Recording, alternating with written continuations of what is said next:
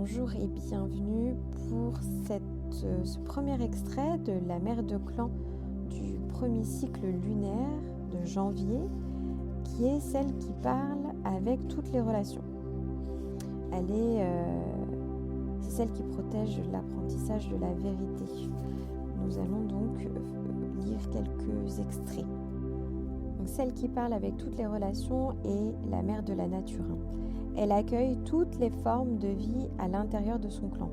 Elle voit la beauté de chacun et honore les talents qu'il possède.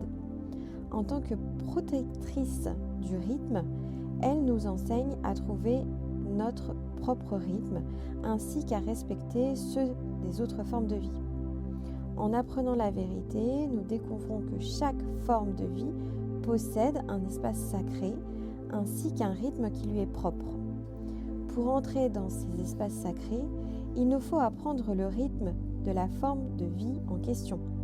Si nous apprenons à connaître ce rythme et demandons l'autorisation, alors, avec respect, nous pouvons entrer dans le monde de cette sœur ou de ce frère sans déranger l'ordre naturel. Celle qui parle avec toutes les relations nous enseigne les rythmes et la façon dont les créatures sauvages acceptent d'entrer en relation avec certains humains sans avoir peur alors qu'elles pourraient fuir les autres. L'acceptation ou la non-acceptation de leur part résulte de l'intention de l'humain, de son attention au respect des rythmes et de l'aspect sacré rencontré, et ou de sa disposition à apprendre la vérité enseignée par cette forme de vie. Elle enseigne aux êtres vivants que dérégler les forces naturelles ou les éléments porte à conséquence, car chaque action contient sa réaction. Même s'il n'est pas immédiatement visible, le résultat va sûrement affecter le subtil équilibre écologique de Mère Terre. Si dans sa médecine, un homme demande à pouvoir faire tomber de la pluie, il devra s'aviser de la quantité d'eau que le sol pourra absorber et des effets de ruissellement sous les formes de vie qui vivent là.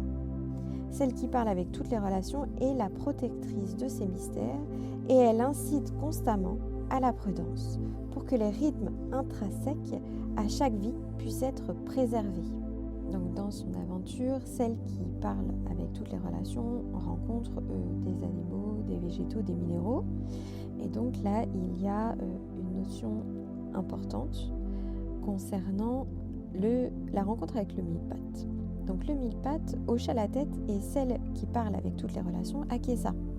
Tu vois, renard, Mère Terre m'a donné la tâche de connaître les besoins de tous les membres de la tribu terrestre. Je peux ainsi l'aider dans sa recherche de la façon juste de traverser la notion du ciel. Finalement, il y aura 4 saisons et 4 vents du changement qui aideront chacun d'entre nous à trouver des rythmes harmonieux. Les 3 lunes blanches nous donneront une période de repos pendant le temps où les êtres de glace couvriront la terre. Puis, les lunes vertes viendront, sur 3 cycles, apporter une vie nouvelle au peuple des plantes. Et les 3 lunes jaunes amèneront la période de maturité et de plénitude. Pour finir, les 3 lunes rouges suivront, apportant le temps de la moisson. Et la 3e lune sera la lune bleue, celle du moment où tous les enfants de la Terre découvriront leur capacité naturelle à changer ou à se transformer. Celle qui parlait avec toutes les relations est heureuse d'apprendre comment nourrir véritablement les besoins de tous les enfants de la Terre. Heureuse aussi d'apprendre à connaître la médecine de chacun. La vie était bonne. Chaque nouvelle journée apportait de nouveaux enseignements à recevoir, de nouvelles vérités à explorer, de nouveaux rythmes à ajouter à l'ensemble. Elle était en train de comprendre que chacune des formes de vie devenait l'un des membres de la famille lorsqu'elle se synchronisait sur le rythme de chacune de ses relations et qu'elle écoutait le tambour intérieur des battements du cœur de cet être. Et voilà qu'elle se souvient de la façon dont elle avait appris tout cela. Un peu plus loin, elle rencontre l'autruche qui lui expliqua que lorsqu'elle voit ceux qui ne communiquent pas clairement ou qui agissent d'une façon qui ne prend pas les autres en compte, elle aussi a tendance à se cacher la tête. S'il arrive qu'une personne se trouve à l'écart d'un groupe, l'autruche va l'imiter quand elle refuse d'entendre les idées des autres. Elle va enfouir sa tête dans le sable jusqu'à ce que quelqu'un la remarque. En général, la personne s'en rend compte par elle-même lorsqu'elle a sous le nez le postérieur de l'autruche qui pointe en l'air, ce qui lui donne une idée de ce que l'autruche pense d'elle. Mais dans le cas présent, il n'était pas utile d'enterrer sa tête parce que celle qui parle avec toutes les relations l'avait déjà ensevelie elle-même sous ses propres frustrations. Un peu plus loin, quand elle s'éveilla de ce rêve, elle avait compris comment apprendre le langage de chaque chose vivante. Elle pouvait faire davantage qu'observer et ressentir les choses de son propre point de vue. Elle avait appris comment se détacher de son propre espace sacré et de son point de vue sacré, comment demander la permission, et lorsque c'était d'accord, comment entrer dans l'espace sacré de l'autre pour apprendre son langage.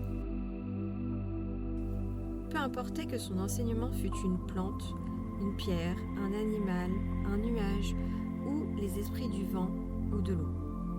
Comprendre leur langage lui prendrait du temps, mais plus elle leur serait semblable, et mieux elle pourrait comprendre en quoi leur vie était similaire à la sienne, et plus il serait facile aussi de connaître la façon de communiquer propre à chaque espèce. Un peu plus loin, elle rencontre des végétaux, notamment le pin et le séquoia. Nous parlons de tout ce que nous voyons dans un lieu parce que nous sommes les observateurs silencieux de la terre. Nos racines plongent profondément dans le puits d'amour du sol de terre-mer et nos branches s'élèvent plus haut chaque jour pour chercher la lumière du grand Père Soleil. Nous sommes le vivant équilibre entre Mère-Terre et Père-Ciel, entre le féminin et le masculin, entre recevoir et donner. De toutes les formes de vie, nous sommes les plus proches de la constitution des êtres humains, parce que nous leur montrons comment honorer l'équilibre entre le ciel et la terre à l'intérieur d'eux-mêmes. Nous leur montrons, par l'exemple, comment être des observateurs silencieux de la vie, comment se tenir dans leur grandeur et comment donner et recevoir. La première maître de clan continue avec le séquoia. Il y a 2 roues médecines de la vie, dit le séquoia. Les êtres humains, tout comme le peuple des arbres, ont la possibilité de réaliser l'équilibre entre le ciel et la terre. Quand les êtres à 2 jambes arrivent au meilleur de leur potentiel, la roue du ciel leur apporte les messages du monde de l'esprit à travers leur cœur humain. La roue de la terre, quant à elle, permet aux plantes, aux pierres, aux animaux et aux éléments de la nature d'être leurs enseignements sur Mère-Terre et les interprètent de ces messages spirituels. Les humains sentent et comprennent les messages que le grand mystère leur envoie en observant les actions de ces enseignements de la nature qui sont la contrepartie planétaire de ce qu'exprime le grand mystère. En se rencontrant dans le cœur, les 2 roues médecines montrent que le ciel et la terre, le spirituel et le matériel sont égaux et sont un. Vois-tu, toi qui parles avec toutes les relations, la seule véritable limitation du fait d'être humain survient lorsque le cœur est fermé. Lorsque le cœur est ouvert, toute la création devient accessible et compréhensible. À présent, tu es devenu cet équilibre et il va se mettre à ton service. Le conseil du chapitre. Le monde intangible de l'esprit qui réside dans le monde tangible attend d'être découvert. Ces enfants humains seront les derniers à réaliser ces vérités. Elle fut réjouie de savoir que l'arrogance humaine fondrait un jour jusqu'à disparaître. Ce jour-là se lèverait lorsque les cycles et les saisons apporteraient des êtres désireux d'abandonner leur souffrance et de revenir à leur cœur, comme à leur véritable maison. Il y a un poème pour chaque mère de clan qui se présente avant le chapitre. Pour moi, c'est mieux de le lire après parce que ça permet de comprendre beaucoup mieux le poème. Celle qui parle avec toutes ses relations. Mère de la nature, elle parle avec sa famille. L'être pierre, la fleur sauvage et le loup sont ses amis.